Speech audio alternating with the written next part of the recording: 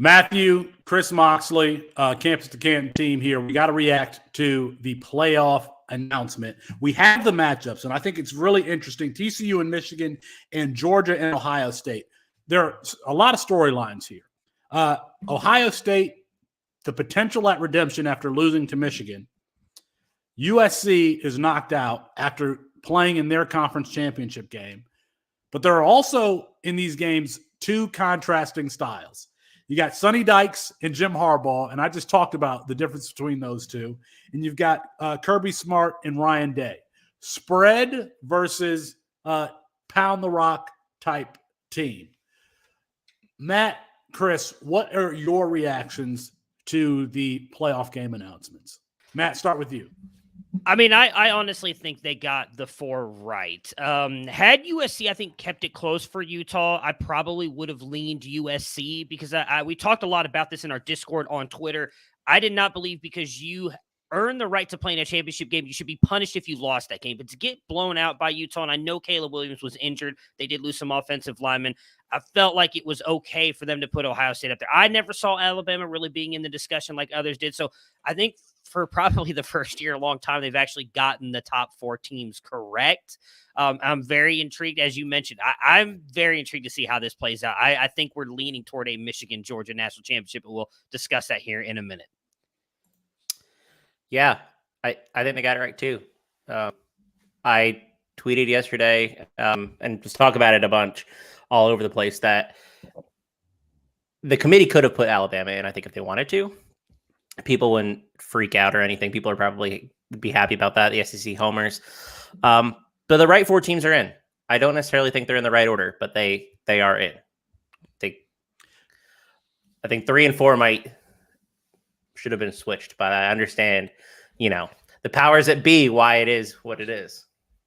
Now, Matthew, you seemed hesitant to want Ohio State to be in the playoff. They're here now, and they're going to have some time to get healthy. So they've had some issues at wide receiver. They had issues in the backfield, and maybe that defense can get it together to match up against a Georgia team that has been playing better offense as of late. But I don't know that offensively that they have the ceiling of an Ohio State. Yeah. What do you see specifically in this matchup, and do you have more confidence in Ohio State's ability to get an upset here, given the fact that they will have some time to get healthy? I don't. And I think a lot of that is because I think Georgia is just Michigan on steroids, if I'm being honest. Like, I think they can really kind of control the game the way Michigan did, especially in the second half. I don't necessarily think it's all a coaching issue. We talked a lot about this the other day on Better Sports. I think a lot of this is a personnel issue, specifically on the defense for Ohio State. They can't fix that in the 27 days they have leading up to that. They just can't. Will they be able to scheme some things and possibly be able to keep it close? I do think so. Despite my frustrations with Ryan Day that I've kind of aired out over the past couple of days, I do think he is a good head coach, and I think they will have those things ready. I don't think we're going to see JSN. I do think getting possibly Mayan back, because I don't think Travion Henderson's going to be back healthy in 20-something days. He's got a torn ligament, broken parts in his foot. That's not going to get fixed in 20 days. Could we see Mayan back? Yes, and healthy. That will definitely help the offense as you've kind of iterated the toughness he brings for that offense. But at the end of the day, I do think Georgia's personnel is just better than Ohio State's. They don't have to rely on a CJ Stroud to win them games like Ohio State does. Georgia can rely on their defense and their playmakers around Stetson Bennett, which is kind of where I think that they've thrived. Now, I don't think Ohio State will be able to get the pressure on Stetson Bennett to cause him to to have the turnover issues he suffered earlier this year. So I think it could be a close game, but I would not pick them to have the upset like they did back to Alabama in 2014. I think Georgia is probably going to come out being like at least a 10-point favorite, if not more, in this game. They're 6.5. Wow. Okay. 6.5? I was not expecting that. 6.5. There's actually 7 out there if you want to bet that, for what it's worth. But Mox, in seasons past, the 1-4 game has really been a not competitive during the since the playoff has started. is this a game that Ohio State can win? I think that it is. I don't think that Georgia is the world beater that they were last year, even though they just put the smackdown on LSU last night. Stroud is good enough, if protected, he can pick apart a defense. Can Ohio State win this game? Yeah, absolutely they can. Georgia's 6.5 point favorites, depending where you look. I think that's fair. But there's certainly a world where Ohio State can win this game. And I actually think it's pretty messed up that the committee put Ohio State 4 instead of 3. They did. The committee did it because the committee wants an Ohio State, Michigan national championship. That'll be the most watched game ever, if it's the national champion. You are not wrong. So that's why they did it. And so to Georgia, they said, screw you. We're going to give you Ohio State, who power rates is the much better team than TCU. They'd be favored from TCU. They kind of screwed Georgia. Look at Michigan. They're 10-point favorite over TCU. They screwed Georgia here. It's just not fair. Like, if I'm a Georgia fan, I'm kind of pissed. I'd much rather be playing TCU. That's who they should be playing. I do think Ohio State can win this game. I didn't think TCU could win this game against Georgia. TCU and Michigan, contrasting styles. We get Sonny Dice. We get Max Duggan. Maybe Quentin Johnston will be healthy before he declares for the NFL draft. Kendry Miller, the same thing. Probably going to be a day 2, early day 3 draft pick. TCU takes the loss yesterday. Can they upset Michigan, or are they too much of a quote-unquote finesse team, Matthew, to pull off the upset? I think they're too much of a finesse team. I mean, you watched that game yesterday. Kansas State's defensive line was causing issues for TCU's offensive line and Max Duggan. That was a fumble. That was a fumble. Oh, I agree. And so you add in, now you're bringing Michigan State's defensive line, who is much better, bigger than Kansas State's. Yeah, I don't see how. Now, again, Sonny Dykes, I think, is a guy that we all fairly respect. They've got, is it Lincoln Riley's son? Garrett Riley. Garrett Riley, brother, calling plays, who has been phenomenal for TCU. I think they're going to be able to keep this game close in the first half, and I would not be surprised if they go in tied, because Michigan does just seem to kind of like really turn on the Jets after halftime for whatever reason. But I think at that point, we're going to see very much as a Michigan-Ohio State game where Michigan just pulls away because they have the bigger, better, and in my opinion, probably faster players as well than TCU. They'll get after Max Duggan and they'll cause some issues. I do think this is going to be a great first half game. Very excited for TCU. They probably deserve to be back in 2014. Now they're getting their shot to get in and prove to the world that they can take down a likes of Michigan. But I don't think that they have any real shot of upsetting them. Mox, how can this Big 12 spread team beat the ground and pound Michigan? I mean, I don't think they can. Like, I think Michigan is just better in almost every phase of the game except like an explosive passing offense, and I think Michigan can shut that down. We've seen them do it this year. Michigan played Maryland earlier this year, and I thought that was a pretty interesting game. They only won by 7 at the time. Like, Maryland's probably somewhat similar to TCU in terms of what they want to do on offense with Tulia Tagovailoa. So maybe Michigan can be beat that way. But I don't think TCU's, like, there's no way Max Duggan is going to be like 100% for this game, first of all. TCU should have, the game probably shouldn't have gone to overtime. Kansas State probably should have won regulation. TCU played with fire all year. We know they played with fire all year. They're here. They're 12-1. Congratulations. You're the 3 seed. You should be the 4 seed. But good for them getting here. I just don't think there's a path for them to win. They'd have to hit explosive plays, and Michigan's been really good at preventing those explosive plays all year. They're just a well-coached defense. That's just what it is. I just don't think you can play have down by down success rate and beat Michigan. You need to hit explosive plays. And that's what Ohio State moved the ball effectively on a down by down basis. They just weren't hitting explosive plays. And they got crushed because Michigan did. Like, I just don't think there's a path here. If Michigan limits TCU, I mean, this could be a blowout. I'm thinking of seasons past. We've had players emerge, show flashes on the biggest stage in the playoff, in the bowl game. I'm thinking of Mike Williams in 2020 when Master Teague was hurt, or maybe it was Trey Sermon who was hurt, and Mayan Williams was getting his first carries, or some of his first carries of the season in the playoff. I'm thinking of Elijah Canaan in years past.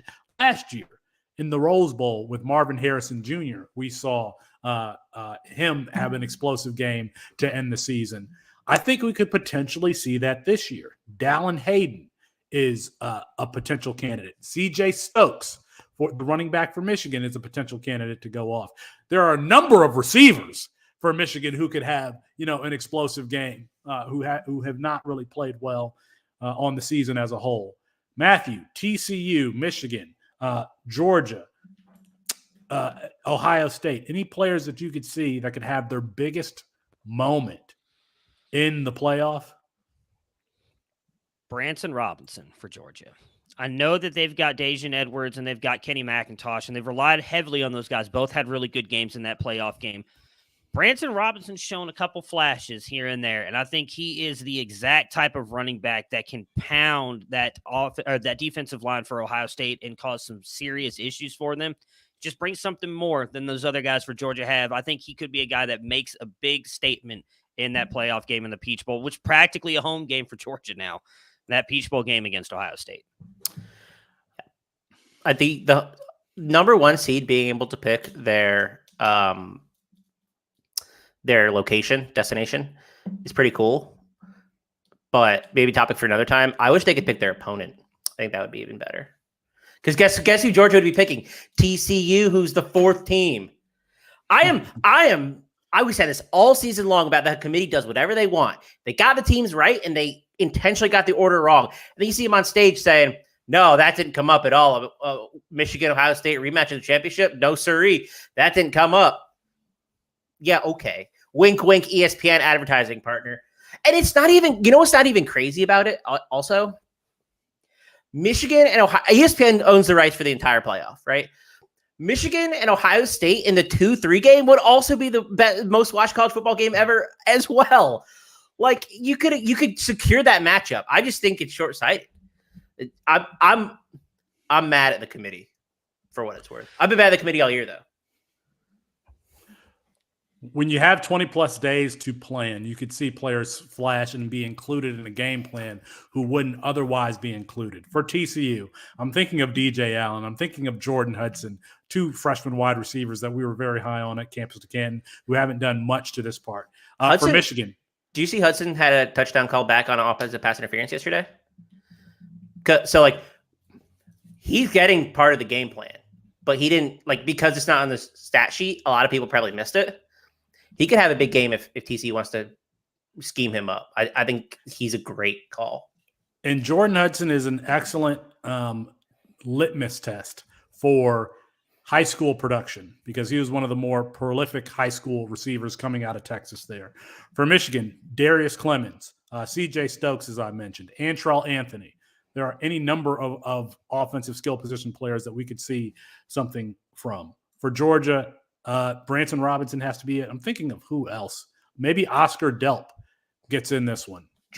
They said on the broadcast yesterday that Georgia has 2 unicorns in the tight end room. They actually have 4 between Eric Gilbert, Oscar Delp, Brock Bowers, and Darnell Washington. And then for Ohio State, do we get Kyan Graves in? Do we see a flash from Julian Fleming, who's had his moments this season? And, of course, Dallin Hayden, if Travion Henderson is not going to be healthy, maybe the backfield touches are split between a Mayan Williams and a Dallin Hayden. Mayan Williams, of course, bringing that trademark combative running style. Gentlemen, any other points to take away from at least the top 4, the playoff matchups? I'm glad Alabama did not get in. I said it at the beginning and I'll say it again. I think that was the right call. I think the committee did a good job. Alabama had 3 games where they were under 50% post-game win expectancy. So they should have lost 3. They only lost 2. They also had a game against Texas where they were 65% win expectancy. That's a lot closer to a toss-up. They made the right call keeping Alabama out despite Nick Saban's weird politicking last night in the middle of halftime, which one of the more bizarre scenes I think I've seen in a while with him trying to, I don't know. He sounded like a senator campaigning bizarre. But I'm glad the committee made the right decision because they often do not. Mox, what do you say to the USC fan who makes the argument that, hey, if we somehow didn't play in the Pac-12 championship, we would be in this game right now? We are penalized for having played in our conference championship game. You remember when the Big 12 didn't have a championship game and those teams didn't get in? That's the counter argument of like, you could also not have a championship game, and because you are the second weakest Power 5 conference, you're probably penalized for that.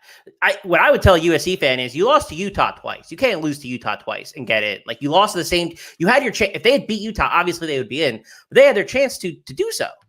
I know Caleb Williams was hurt, but Utah is the crab at the bottom of the barrel at that Pac-12, keeping Oregon out, keeping USC out now.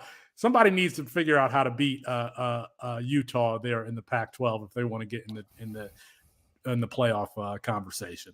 So, I mean, that's just the Pac-12 in general. They always seem to do something to, that the Pac-12 commissioner is just sitting there cursing as he's watching Utah just stomp down USC on Friday night, because that's just another chance now. They have not had anybody in since, 2015 in Washington. In the first 2 years, Oregon and Washington got in. They have not had a representative in the playoffs since then. You think they're going to have one after the move? They will in 2 years. That was going to be my takeaway is I can't wait for 2024, 2025, because it's going to make this show so much more intriguing with 12 teams, top 4 teams getting buys, getting to pick where they're playing, if they want home games or neutral field games, all the matchups. Like, it's going to be, we won't be having the conversation of did USC get screwed, because they'd be in right now. They wouldn't have gotten a bye. They lost their bye week on championship weekend, but I do understand USC's arguments. And again, I think if they had lost by a field goal, I think we would have, I don't know, they would have put USC in over Ohio State, but I do think it would have been an argument between the three, not between Ohio State and Alabama, because I do not think it's fair that they got punished. And we heard them talk about that with TCU. They did not want to punish them for losing a field goal game in overtime.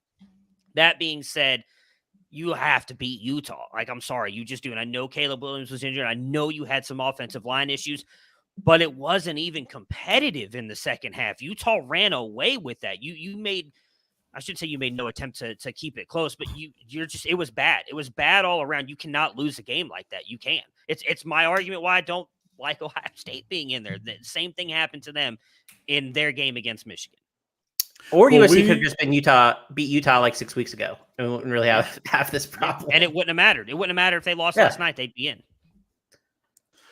Well, we will be here to cover the playoff matchups. We will be here to cover the bowl matchups. I think we are going to put something together to react to the bowl announcements either later today or some point this week. Now, you have to remember, for these teams that don't make the playoff, the bowl team is probably going to look somewhat different than what the team looked like during the season. You have players that enter the transfer portal. You have players that declare for the NFL draft. And so we really get to see the first version of the 2023 of the 2020 team. And so some of these bowl matchups are going to be really intriguing to see how the roster is already starting to take shape before we get into the 2023 spring. So stay tuned with us either later today or at some point tomorrow or Tuesday. We will react to the bowl games and specifically what players we are watching for in the bowl matchups. All right. Appreciate everybody tuning in. Until next time, peace.